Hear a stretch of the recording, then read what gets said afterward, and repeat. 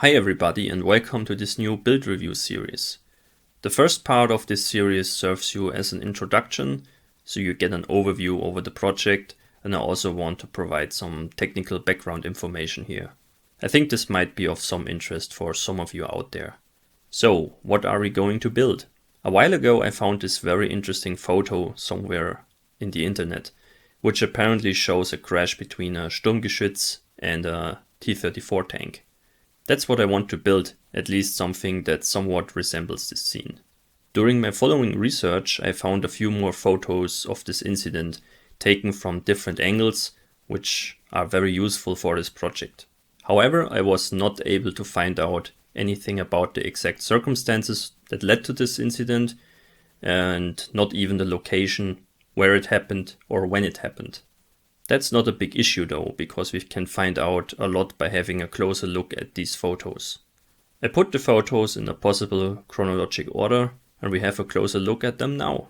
In the first photo we cannot really see anything significant, but at least we have a good view on the T-34. There's also a German NCO who interestingly carries a captured Soviet submachine gun. The next picture shows a group of soldiers who are trying to pry open the turret hatch of the T-34 in order to capture the crew inside. The two lads with the bandages around their heads might be part of the Sturmgeschütz crew. I can well imagine how easily you get injured in such a crash. It's probably not pleasant at all. Anyway, these guys seem to be pretty angry because one of them keeps his pistol in readiness and the other one brought along an axe, just in case the Russians inside the tank turn out to be troublesome. The other soldiers in the scene appear to be fairly relaxed though. Nobody keeps any weapons ready. I think this picture also gives us an idea how the crash actually happened.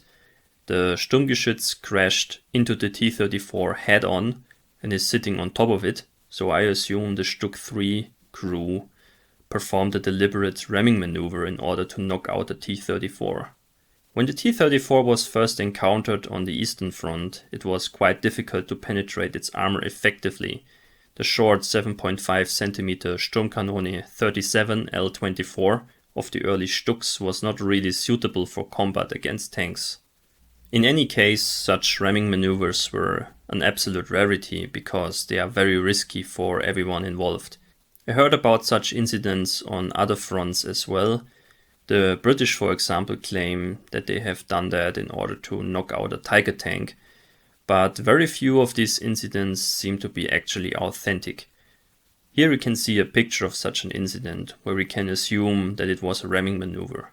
In the next photo we can see that the turret hatch has been opened and one of the crew members gets pulled out of the tank by his collar. He keeps his hands raised, so all of it might come to a peaceful end. In the meantime, a group of curious German soldiers has gathered on the left side, and the captured Soviet tanker appears to be very frightened of that side. A very strong allegory for the prisoners of war at this time and what they had to endure, a mix of fear and relief. Next he is searched for weapons and other things, before he gets sent off to the rear with his comrades. The following picture is a bit blurry, but it finally shows us the complete scene. The tension of the last few minutes has dropped. We can see many soldiers who are talking to each other or have a closer look at the two tank wrecks. The Sturmgeschütz is a vehicle of the Ausführung A batch. One can tell that by the narrow 36 cm tracks and the equal spacing between the return rollers. To be precise, it's actually an Ausführung A1 vehicle because it lacks the escape hatches on the lower hull sides. These were a feature of the Ausführung A2 version. A motorcyclist has parked his motorbike next to the tanks and is talking to a group of soldiers. Unfortunately, I cannot be certain about the exact type of this motorbike here. In the ditch next to the road, a wounded soldier gets treated. We can also see that the area next to the road is a bit snowy. Because of that, I would date this incident around October or November 1941. Here we finally have a picture of the scene from a different angle, which shows us a few more details. The Sturmgeschütz has lost its left track during the impact, which is a proof of a very violent crash. Behind the T-34 we can see a parked Sonderkraftfahrzeug 250, which is towing a little trailer. The landscape in the background looks very winterly, but the soldiers are not wearing their long coats for the most part. It's probably just the onset of winter. Finally, I have a very good photo of the T-34. It appears to be a T-34-76 model 1941. However, the tracks on the tank are a bit unusual. The track link with the guide horn features a V-shaped cleat, which was fairly rare. Unfortunately, I don't know more details about this. That's it for the source of inspiration for this project. I think it is actually fairly easy to do. The vehicles are more or less the standard ones, and the figures should not cause much trouble as well. Which kits am I going to use for this? My choices are the T-34-76 model 1941 by Dragon, kit number 6205, and the StuG III Ausführung A by Dragon Cyber Hobby, kit number 9143, both in 1/35 scale. Both kits are a bit dated, but I personally really like them.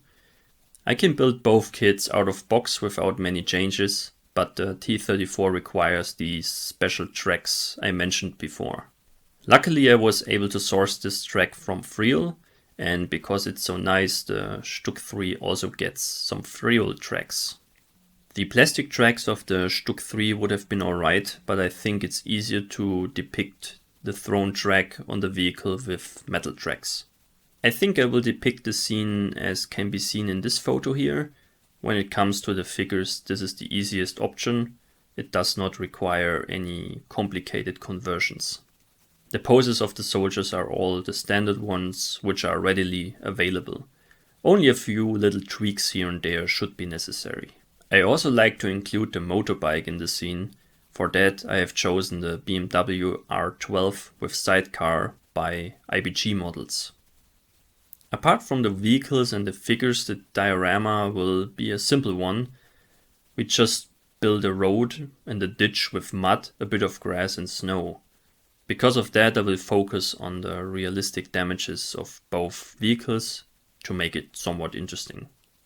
This is the current state of affairs so far when it comes to the project. Of course, there might be some changes to it in the course of time. For example, I could also include the Sonderkraftfahrzeug 250, but I think this might just overload the scene. We will see how it all goes. So, the project is on now. The next part of the series deals with the assembly of the two tank models. Thank you very much for watching. See you again in the next video. Your Hamilkar Barkas.